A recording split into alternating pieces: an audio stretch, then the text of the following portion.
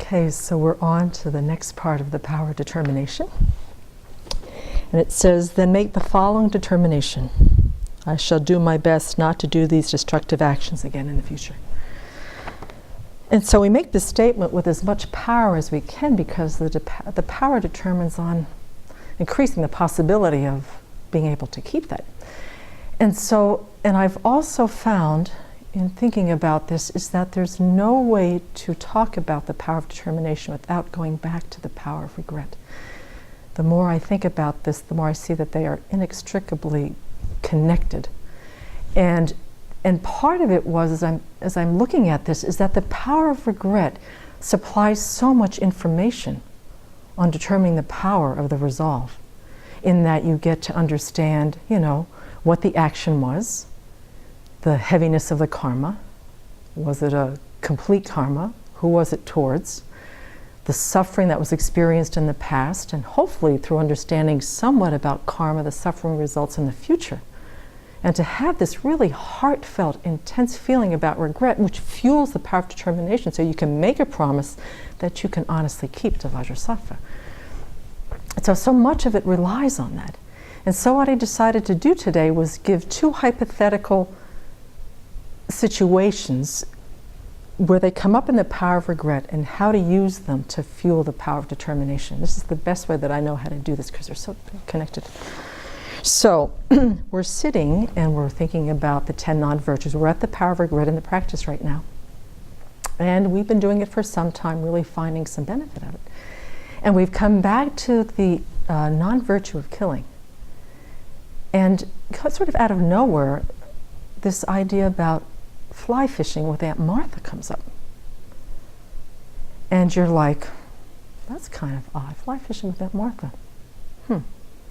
And at that point, you have no idea, you've never thought about the karmic dimensions, the ethical constraints, the ethical considerations of fly fishing with Aunt Martha. I mean, what is there not to like about fly fishing with Aunt Martha? You've left your stressful job, you're with your aunt that you absolutely adore. You drive for 2 days up to Glacier Park, go up a beautiful road, park the car, set out camp. It's beautiful, the stars are out, the sky is blue. The fish are delicious, frying them in an open pan with herbs and butter under the stars. What is there not to like? And besides, they're just fish. What's the big deal? I mean, this is what ignorance does in our minds. And through the power of purification, it's up there and you're looking at it and it's changing. It's like the romance and the fantasy about fishing, fly fishing with Aunt Martha is gone. And for the first time, you're seeing the reality of this experience for what it is. First of all, for 5 days for the past 5 years, you have intentionally killed sentient beings. You have completed all 4 branches with a huge amount of attachment. And oh, by the way, let's throw in a whole bunch of rejoicing just to add a little bit more power to the karma.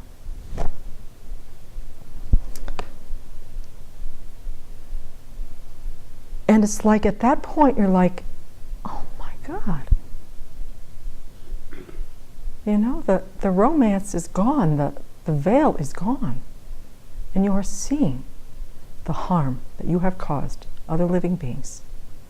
And you're at least intellectually aware of the suffering results that you are going to experience if you don't purify this. And so you bring that intent, that sincerity, that depth of regret into the power of determination. You say to Vajrasattva, I am done with fly fishing. And you do that from a very strong, clear place of knowing. And there's no question. On the other hand, second example, is probably since beginningless time, we have gossiped, which, as Zopa said a few weeks ago, sails into divisive and harsh speech almost all the time. We do this almost every day of the week. And it doesn't matter who we do it with. Friends, family, colleagues, strangers in a grocery line. We have no control. It gives us this kind of jazzed, energized feeling in our mind, like we know something that nobody else knows, that we've got some power. We know there's something special about us. When we get into this chatting that turns into, can you believe it? Or wait till I tell you, or I'm so furious, whatever, however you start the pattern. And what's difficult, but what's fortunate about this one is that since you've been probably doing it since the beginning of this time, we all have, I should put this as a we, is we're already experiencing the results of it. In that we've heard at work some very unkind things said about us behind our backs that have really hurt our feelings and have really got us upset. And that there's disharmony starting in the family because you said that she said that they said, and it's all pointing back to you. And so you're experiencing the results of this harsh and divisive speech already. And so you come to Vajrasattva knowing the propensity. As you come to Vajrasattva and you say, gosh, what can I honestly say here? I'm going back to see family for the holidays in about 3 days, and that's not a good time to make a promise that long, because you know. So I promise you, Vajrasattva, for the next 2 days, I will not say anything unkind to anybody. And that's the best that you can do. Both of these examples, same level power of determination brought over from the power of regret. That fuels the promise, however long you can keep it. The added difficulty, the added thing we have to realize is even though the killing one, we are so clear about the determination not to do it again because of the heaviness of the karma, the completion of the karma, we've got a lot of purifying to do. We figured we took the life of at least 23 sentient beings in 5 years. And we have to purify those karmic seeds. That heavy karma is on our mind streams right now. And we will have to continually purify that. On the other hand, the harsh speech, not as heavy, although still complete, needing to purify it, you're already experiencing the suffering results, but the difficulty is going to break the habit. And keep the promise is going to be the far more difficult part of the power of determination. So the regret is going to really need to be strong and really be clear on the suffering results and the harm that you've caused to really fuel that. So that's sort of 2 examples of how the power of determination can be used. And then there's a crucial point that Venerable talked about last year in Vajrapani that really sort of seals this power, is that she says that the determination not to do certain behaviors, to overcome the denial, like in the fishing, overcome the denial and the justification of why we do non-virtue in the first place, to get very clear about that. It's not just for the happiness of this life. I mean, it's great that we're changing habits and we're cultivating our, good qualities and we're healing our relationships and working on our anger. That's all well and good. The short-term benefit is very helpful and very good.